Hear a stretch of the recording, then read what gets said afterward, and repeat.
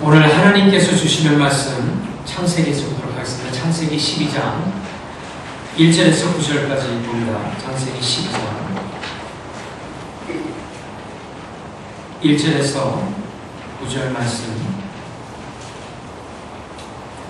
보도록 하겠습니다. 하나님의 말씀이 다음과 같습니다. 여호와께서 아브라함에게 이르시되 너는 너의 고향과 친척과 아비의 집을 떠나 내가 내게 보여줄 땅으로 가라.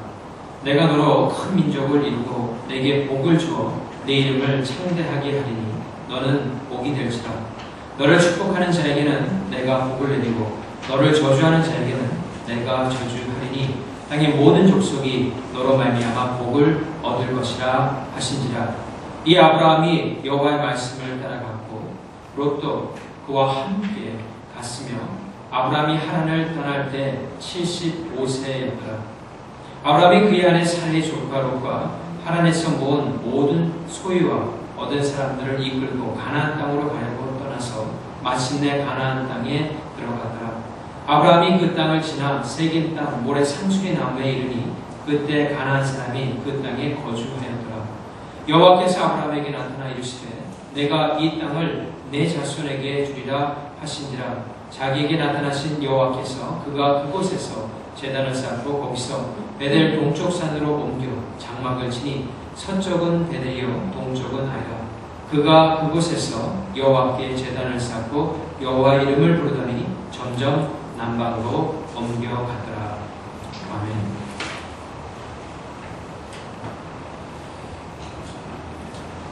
우리나라의 역사 가운데 가장 훌륭한 왕을 뽑으라 라고 말을 한다면 가장 첫 번째 뽑는 왕은 역시 세종대왕일 것입니다.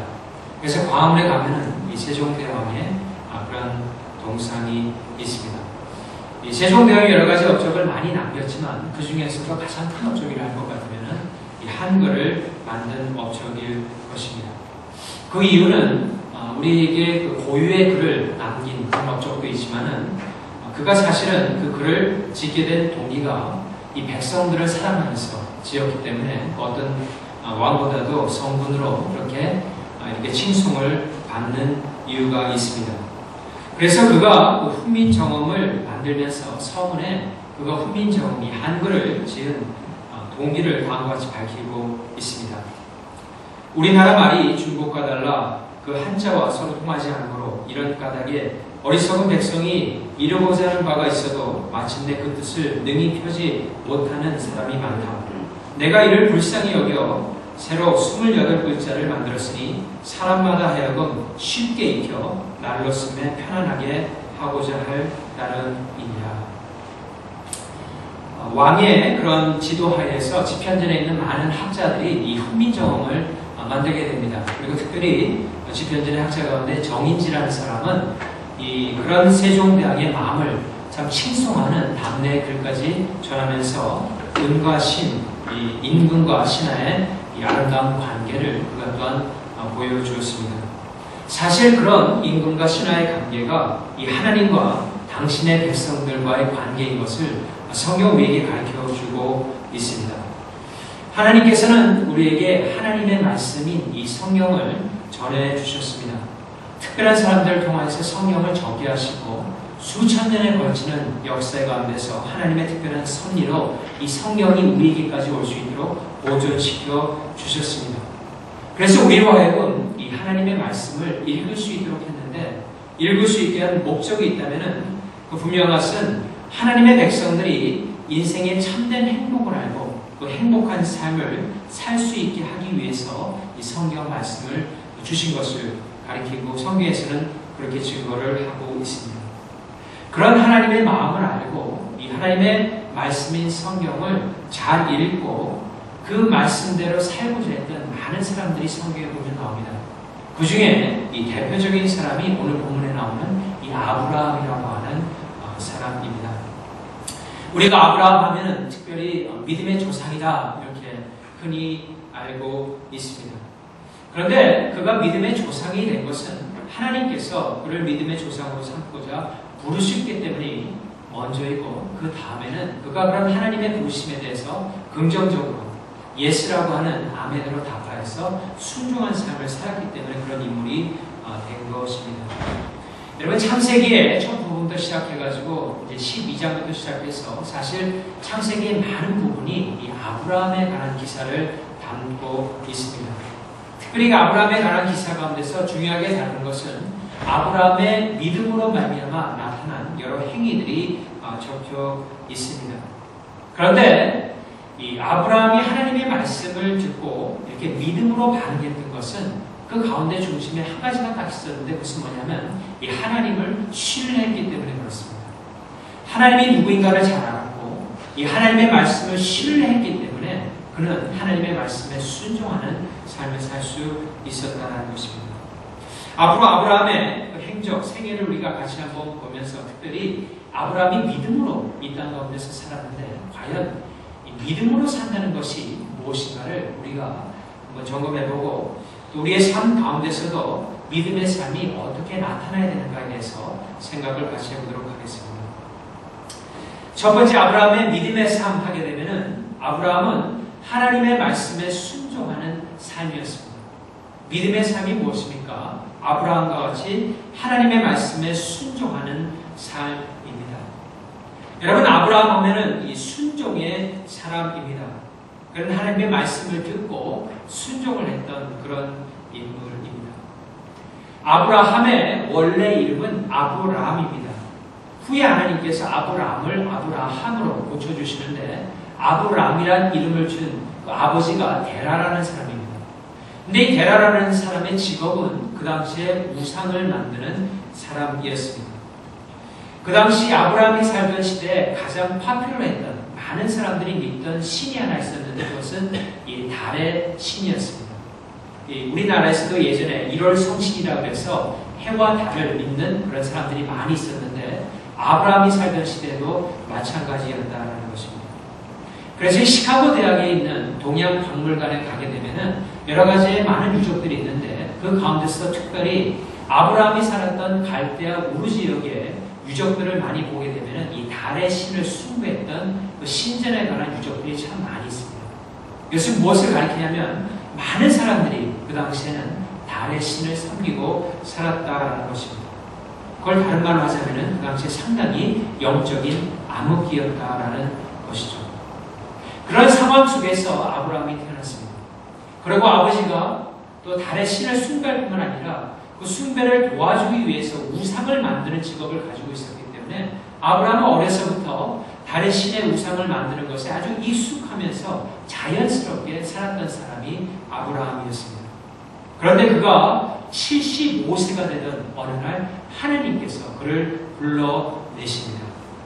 그리고 그 부르심에 따라서 그 삶에 큰 변화가 일어나게 되었다는 것입니다. 하나님께서 부르신 내용은 아주 핵심적인 것은 이것입니다. 하나님께서 그에게 복을 주겠다는 것입니다.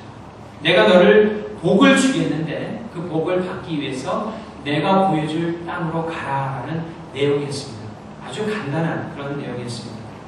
그리고 아브라함은 하나님의 말씀에 따라서 자신의 고향을 떠나서 하나님의 말씀이 가리키는 가나안 땅으로 향하게 됩니다.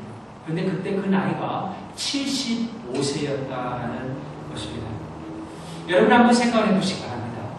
75세까지 그가 고향에서 잘 살았습니다. 그 당시에 그런 우상을 만드는 직업은 꽤 괜찮은 직업이었습니다. 그래서 아버지께서 만드신 터전 가운데 상당히 편리한 그런 삶을 살고 있었다는 것입니다. 그런데 어느 날 하나님께서 갑자기 나타나시고 그에게 그 땅을 떠나라고 했을 적에 아브라함 마음 가운데 심적인 갈등이 분명히 있었을 것입니다. 또한 하나님께서 가라고 하는 그 가나안 땅은 아브라함이 사는 곳에서 800마일 정도가 떨어진 곳입니다. 여러분 우리가 생각하는 지금의 800마일의 그 거리관념하고 그 당시의 800마일의 거리관념은 굉장히 긴 거리였습니다. 또한 하나님께서 부르실 적에 그 800마일을 갔다가 다시 하란으로 오라는 것이 아니라 일직선 방향으로 하란을 떠나서 가나안에 가서 정착하라고 하나님께서 말씀을 하신 것입니다. 여러분 자신의 삶의 터전, 주변에 친척이 있고 많은 사람들이 알고 있는 그런 편안한 그런 환경을 떠나서 그 당시에는 인터넷이 있는 것도 아니기 때문에 가나안에 대한 정보도 많이 없는 상태에 어떻게 보면은 어디로 가는지도 모르고 떠나야 하는 그 아브라함의 심정에는 상당한 갈등이 올 수 있었을 것입니다. 하지만 그가 사건을 통해서 하나님을 알고 또한 하나님께서 그에게 가르쳐 주시는 여러 가지를 통해서 하나님과 교제를 나누는 가운데 하나님을 신뢰할 수 있었고 그래서 그 하나님의 말씀에 따라서 나아가는 믿음의 삶을 시작하게 됐다라는 것입니다. 여러분, 그 하나님의 말씀을 따라 순종하는 삶은 참 지혜로운 삶입니다. 이 세상에서 가장 지혜롭게 사는 사람은 이 하나님의 말씀을 따라서 사는 삶입니다. 왜냐하면 하나님께서 인도하시는 길은 복된 길입니다. 하나님께서는 우리가 살 수 있는 가장 최상의 길을 우리가 생각하기에는 아닐지 모르지만 하나님이 보시기에는 가장 최상의 길로 우리를 인도해 주십니다. 그래서 그분을 따라가는 길이 참으로 복된 길이라는 것을 성경은 가르치고 있습니다. 또 한 가지 더 가자면 하나님의 말씀을 따라 살다 보면은 삶에 어려움이 닥칠 때가 있는데 그 어려움을 극복할 수 있는 참된 힘을 주시기 때문에 그 하나님의 말씀에 따라서 사는 삶이 참 지혜롭다는 것입니다. 그와 같은 삶이 마치 이런 삶이라고 볼 수가 있어요. 아주 고층 빌딩에 이 불이 났다고 한번 생각해 봅시다. 화재가 났는데 거기에 한 층에서 자신을 살려달라고 소리를 지르는 사람이 있습니다. 그래서 이 소방수가 오고 이 아주 높은 사다리를 그 고층에 대고 소방수가 거기로 올라갑니다. 그러면 그 소리를 지르던 사람이 소방수가 가까이 왔을 적에 어떻게 할까요? 소방수가 말하는 대로 그 말을 듣고 조심히 이 빌딩에서 나와서 사닥다리를 꽉 붙들게 되면은 소방수의 그 움직이는 데 따라서 그 사람을 안전하게 밑에까지 구조할 수 있는데 이룰 수 있다는 것입니다. 그 고층 빌딩에서 위치를 보면은 아찔합니다. 그죠? 하지만 그 소방수의 말대로 사각다리만 꽉 붙들고 있으면은 결국에는 가장 안전한 곳으로 소방수가 인도를 해준다는 것이죠. 마치 이 세상에서 하나님의 말씀을 그 어떤 것보다 꼭 붙들고 사는 삶이 그와 같은 삶이라는 것입니다. 우리가 어려울 적에, 우리가 힘들 적에 하나님의 말씀만 꼭 붙들고 있으면 하나님께서 가장 최상의 길로 안전한 곳으로 인도를 해주신다는 것입니다. 또한 하나님의 말씀은 우리에게 참 좋은 것을 주는데 그 중에 하나가 우리가 왜 사는가, 인생의 참된 의미를 깨닫게 해줍니다. 예수님께서는 이런 말씀을 하셨어요. 사람이 떡으로만 살 것이 아니요 하나님의 입에서 나오는 하나님의 말씀으로 말미암아 살 것이다. 그러니까 사람이 먹는 것만 있다고 사는 것이 아니라 하나님의 말씀을 먹으면서 사는 것이 참된 삶이라는 것을 밝히고 있다는 것입니다. 그래서 1967년 4월에 이 스탈린의 딸이 있었습니다. 그는 구소련에서 탈출을 기도했고 결국 인도로 건너간 다음에 미국으로 오게 됩니다. 그 당시 그녀의 고백에 따르면 다음과 같은 고백을 했어요. 사람으로서 하나님을 믿지 않고는 살 수 없다라고 하였습니다.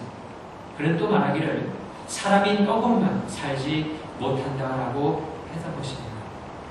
그녀는 이 공산주의의 체제하에 여러 가지를 체험하면서 그렇게 탈출한 것이 바로 하나님을 더욱더 찾기 위해서 자신의 삶의 참된 의미를 찾기 위해서 미국으로 온 사실을 밝혔다라는 것입니다. 아브라함이 우상을 섬기면서 사는 그것에 만족을 할 수 있었지만 하나님께서 부르시고 그에게 더 나은 세계가 있다는 것을 가르쳐 주시고 그곳에서 건져내셨을 적에 그는 하나님의 말씀을 믿고 일직선 방향으로 하나님이 보여주시는 그 땅으로 가게 되었다는 것입니다. 그것이 바로 순종의 삶, 믿음의 삶의 표본인 것을 가르쳐주고 있습니다. 그래서 히브리서 기자는 아브라함의 그런 삶을 다음과 같은 증거를 하고 있습니다. 우리 히브리서 한번 보도록 하겠습니다. 히브리서 11장 8절에서 10절까지 봅니다. 히브리서 11장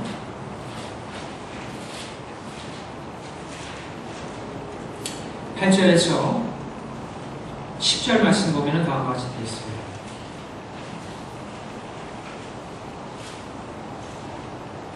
믿음으로 아브라함은 부르심을 받았을 때 순종하여 장래의 유업으로 받을 땅에 나아갈새 갈 바를 알지 못하고 나갔으며 믿음으로 그가 이방의 땅에 있는 것 같이 약속의 땅에 거류하며 동일한 약속을 유업으로 함께 받은 이삭 및 야곱과 더불어 장막에 거하였으니 이는 그가 하나님이 계획하시고 지으실 터가 있는 성을 바랐습니다. 아멘. 아브라함이 그와 같이 움직이는데 이 믿음에 순종하는데 중요한 역할을 했던 것은 보이지는 않지만 하나님께서 계획하시고 마련하신 영원한 그 예루살렘 성을 바라보았기 때문에 이 땅에서의 삶은 마치 나그네와 같이 사는 삶으로 살 수 있었다라는 것입니다. 여러분, 믿음의 삶은 무엇입니까? 하나님의 말씀을 듣고 그 말씀에 순종하는 것이 바로 믿음의 삶인 것입니다. 두 번째로 믿음의 삶이라는 것은 하나님을 증거하는 삶입니다. 믿음의 삶은 하나님이 계심을 증거하는 삶입니다. 창세기 12장 6절에서 9절까지를 다시 한번 보겠습니다. 창세기 12장 6절에서 9절 말씀. 아브라함이 그 땅을 지나 세겜 땅 모래 상수리 나무에 이르니 그때 가나안 사람이 그 땅에 거주하였더라. 여호와께서 아브라함에게 나타나 이르시되 내가 이 땅을 내 자손에게 주리라 하신지라. 자기에게 나타나신 하나님께 그가 그곳에서 제단을 쌓고 거기서 베델 동쪽 산으로 옮겨 장막을 치니 서쪽은 베델이요 동쪽은 아이라. 그가 그곳에서 여호와께 제단을 쌓고 여호와의 이름을 부르더니 점점 남방으로 옮겨가더라. 아브라함이 가나안 땅에 들어가자마자 가장 먼저 한 것이 있다면 제단을 쌓는 일이었습니다. 여러분, 제단을 쌓는다는 것은 이 하나님께 예배드리는 삶을 의미합니다. 그런 다음에 8절에 가게 되면 여호와 이름을 부릅니다. 이 여호와 이름을 부른다라는 것은 예배를 뜻하기도 하지만 그 가운데는 여호와 하나님에 대해서 증거하다라는 그런 뜻이 있습니다. 영어로는 preach, 그다음 God이라는 단어를 썼습니다. 하나님을 증거한다. 다시 말해서 그의 삶에 중요한 것은 예배를 드리고 하나님이 계심을 증거했던 삶이 그의 믿음의 본질의 삶이었다라는 것입니다. 그런데 그 제단을 처음 쌓은 것을 우리가 좀 주목해 볼 필요가 있습니다. 그냥 그가 하나님을 증거한 것이 아니라 상당히 적극적으로 하나님을 증거했습니다. 처음 제단을 쌓은 것을 성경에 보게 되면 세겜 땅이라고 되어 있습니다. 세겜 땅은 그 당시 가나안 지역에서도 가장 왕성했던 중심지였습니다. 근데 세겜 땅 가운데서도 모래 상수리 나무가 있는 곳이라고 했습니다. 다시 말한다면 그곳에서는 이방신을 섬기는 일이 많이 있었는데 특별히 모래 상수리 나무에서 많은 이방신을 섬겼다라고 되어 있습니다. 왜냐하면 이 모래라는 뜻은 이 가르친다 아니면 신의 음성이라는 뜻을 가지고 있습니다. 이 상수리 나무는 그 당시에 나뭇잎이 상당히 많고 잣나무 잎이 많았던 그런 나무입니다. 그러니까 많은 사람들이 그 나무 밑으로 가서 묵상을 하면서 바람이 살랑살랑 불면은 이 바람 소리에 따라서 그 이파리가 서로 부딪히는 소리를 들으면서 그것이 마치 어떤 신의 음성을 듣는다라고 생각을 했습니다. 그래서 그 밑에서 나름대로 섬기는 신의 음성을 듣고자 묵상하는 사람이 많았다라는 것입니다.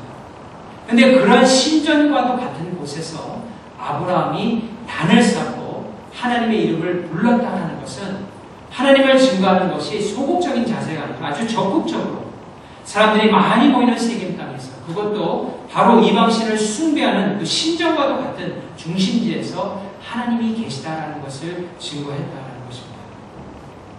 여러분, 아브라함의 믿음의 삶은 하나님의 계심을 적극적으로 증거하는 그런 삶이었습니다. 이것이 바로 모든 기독교인의 삶인 것을 성경은 나타내고 있습니다. 어떻게 보면은 신앙생활을 할 적에 가장 중요한 것은 하나님께서 우리에게 내어주신 그 은혜를 참 이렇게 나누는 것에 있을 것입니다. 하지만 그 전에 정말 중요한 것이 있다면은 우리가 삶으로 인해서 우리가 거류하는 그곳에서 정말 하나님이 계시다. 이 세상을 지으시고 우리를 보호하시고 독생자를 보내신 하나님이 계시다라는 사실을 우리의 삶을 통해서 우리가 증거할 적에 그 사람은 그곳에서 정말 믿음의 삶을 살고 있는 삶이라고 성경은 가르치고 있다는 것입니다. 세 번째 마지막으로 믿음의 삶이라는 것은 무엇입니까? 아브라함을 통해서 본다면 오실 예수 그리스도를 나타내는 삶입니다. 예수님의 모습을 나타내는 삶이라는 것입니다. 일전에 어떤 목사님이 책을 한권 이렇게 냈습니다. 근데 그 책의 제목이 다음과 같은 제목이었어요. 아브라함을 보면 예수님이 보인다. 아브라함을 보면 예수님이 보인다. 여러분 어떠세요? 아브라함을 보면은 예수님이 좀 보이십니까? 구약에 있는 많은 인물들이 나오는데 그 인물 속에 나타난 하나님께서 그 사람들을 빚어가는 모습들이 여러분 좀 보이셔야 된다는 것입니다. 제가 설교 그 서두에서도 말씀드렸지만은 하나님께서는 하나님의 백성들을 참 사랑하십니다. 우리를 상당히 사랑하십니다. 그리고 우리에 대한 관심이 상당히 많습니다. 그러니까 하나님의 목적은 우리입니다. 우리를 사랑하시고 귀하게 여기시고 우리를 통하여서 좋은 것을 주시기를 참으로 원하시는 분이 하나님이시고 그래서 그 하나님의 알므로 인해서 우리가 행복하고 또 가치 있는 삶을 살기를 원하신다는 것입니다. 하나님께서는 아브라함도 사랑하십니다. 그래서 아브라함에게 가장 가치 있는 삶을 살 수 있도록 그를 부르셨는데 그 가치 있는 삶이 무엇입니까? 우리가 세상을 살면서 서로 느끼죠. 저분은 참 가치 있는 삶을 살고 있다. 저분은 참 좋은 삶을 살고 있다라고 말을 하는 그런 기준이 있습니다. 그런데 하나님께서도 이 세상을 보면서 많은 사람들 가운데 그런 기준을 가지고 보십니다. 저런 인생은 참 복된 인생이다라고 말씀하시는 인생이 있는데 그런 복된 인생을 완전하게 사신 한 분이 계십니다. 그분이 예수님이십니다. 예수님처럼만 이 땅에서 산다면 더할 나위 없는 사람으로서 가장 복되고 가치 있는 삶을 사는 것이라고 하나님께서 말씀하고 계시는 것입니다. 그렇기 때문에 하나님께서 우상을 섬기고 있던 아브라함을 부르셔서 그의 삶을 더욱더 빚어가시면서 하나님을 기쁘게 하는 그런 모습으로 닮아가도록 하나님을 기쁘게 하는 그런 모습으로 빚어가는데 빚어가는 모습의 대상이 바로 예수 그리스도였다는 것입니다. 오실 예수님의 그 모습을 아브라함을 통해서 나타내고자 하나님께서는 그를 그렇게 빚어나가셨다는 것입니다. 그것이 가장 가치 있는 그런 삶인 것을 하나님께서 아셨기 때문이죠. 그렇다면 예수님의 모습이 아브라함을 통해서 어떻게 잘 나타나고 있습니까? 크게는 두 가지입니다.